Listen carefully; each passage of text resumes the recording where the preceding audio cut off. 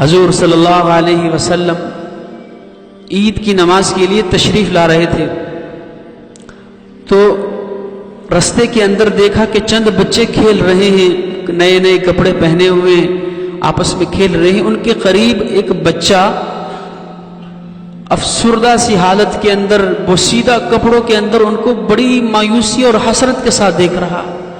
تو رسول اللہ صلی اللہ علیہ وسلم کے قدم مبارک رک گئے اور اس بچے کے پاس گئے اور کہا کہ بیٹا تم نے نئے کپڑے نہیں پہنے؟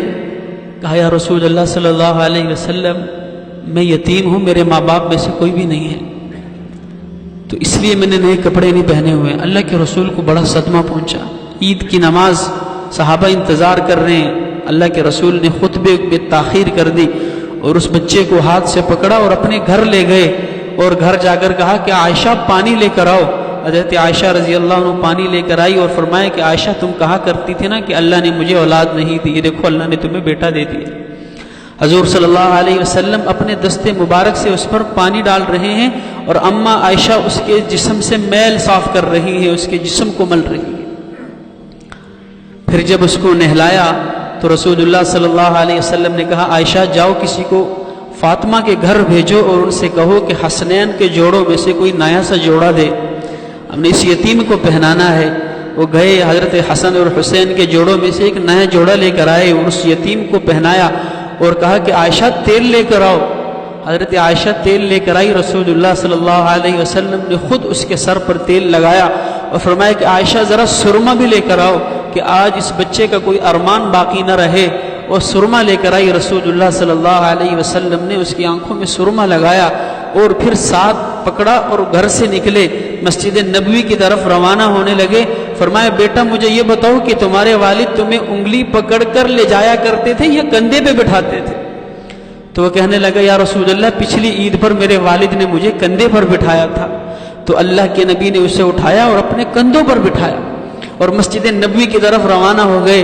وہیں سے گزرے جہاں یہ بچہ بڑی افسردہ حالت کے اندر کھڑا تھا، تو وہ بچے کہنے لگے، جب اس بچے کو دیکھا کہ رسول اللہ کے کندھے پہ سوار ہو کر مسجد نبوی میں جا رہا ہے اور پہلے اس کی حالت کیا تھی اب اس کی حالت کیا ہے، تو وہ آپس میں خواہش ظاہر کرنے لگے کاش ہمارے ابا بھی مرے ہوئے ہوتے، آج رسول اللہ ہمیں بھی کندھے پر بٹھا۔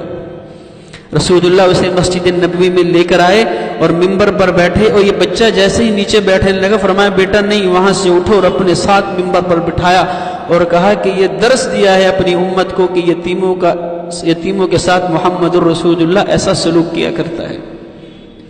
15 دن سے فاقہ ہے، رسول اللہ صلی اللہ علیہ وسلم کے گھر چولہا نہیں جلا۔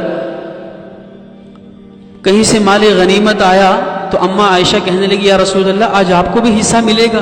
کہا ہاں عائشہ آج مجھے بھی حصہ ملے گا۔ یا رسول اللہ آج ہمارے گھر بھی چولہا جلے گا؟ فرمایا ہاں عائشہ آج ہمارے گھر بھی چولہا جلے گا۔ تو رسول اللہ نے سارا مال تقسیم کر دیا، اپنے حصے میں جو آیا 2 تھیلوں کے اندر ڈالا اور رسول اللہ گھر کی طرف روانہ ہو گئے۔ قریب تھا کہ گھر پہنچتے 2 بچے آئے، ایک نے ایک ہاتھ پکڑ لیا، دوسرے نے دوسرا ہاتھ پکڑ لیا۔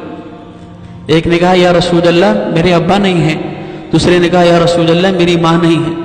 کہنے لگا یا رسول اللہ میں بھی یتیم ہوں، دوسرا کہتا ہے یا رسول اللہ میں بھی یتیم ہوں۔ ایک 7 سال کا ہے، ایک 9 سال کا ہے، ایک کہتا ہے یا رسول اللہ میں بھی بھوکا ہوں، دوسرا کہتا ہے یا رسول اللہ ہمارے گھر بھی کئی دنوں سے چولہا نہیں جلا۔ تو اللہ کے رسول نے جو پکڑا ہوا تھا 2 تھیلوں کو ہاتھ ڈھیلے پڑ گئے اور وہ چھوڑ دیا، اور ایک سے کہا بیٹا کہ تم لے جاؤ، دوسرے سے کہا بیٹا یہ تم لے جاؤ۔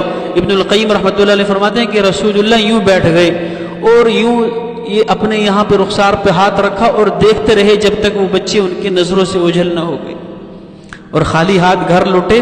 جیسے دروازے پہ دستک دی تو اماں عائشہ بھاگتی ہوئی آئی کہ چلو آج ہمارے گھر بھی چولہا جلے گا۔ دروازہ کھولا تو جیسے خالی گئے تھے ویسے خالی آ گئے۔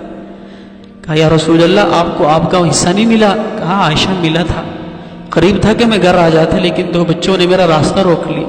عائشہ وہ بھی یتیم تھے، وہ بھی بھوکے۔ عائشہ انہوں نے مجھ سے مانگا، ایک حصہ اس کو دے دیا، دوسرا حصہ اس کو دے دیا۔ یہ رسول اللہ صلی اللہ علیہ وسلم کے اخلاق ہیں، اللہ کے نبی نے ہمیں سے۔ ہم صرف نماز کو عبادت سمجھتے ہیں، صرف روزہ زکوٰۃ کو عبادت سمجھتے ہیں، صرف جو ہے وہ حج اور عمرے کو عبادت سمجھتے ہیں۔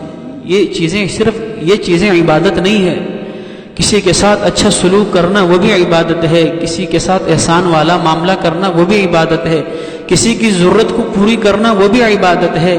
ذرا ڈھونڈا کرے ان بچوں کو، ان بیوہ عورتوں کو اپنے محلوں کے اندر، اپنے رشتہ داروں کے اندر کہ جن کے چولہے بند ہو چکے ہیں، جن کی ضروریات کوئی پوری نہیں کر رہا، جن کی خواہشات کوئی پوری نہیں کر رہا، ان کی ضرورتوں کو پورا کرو، ان کی خواہشات کو پورا کرو۔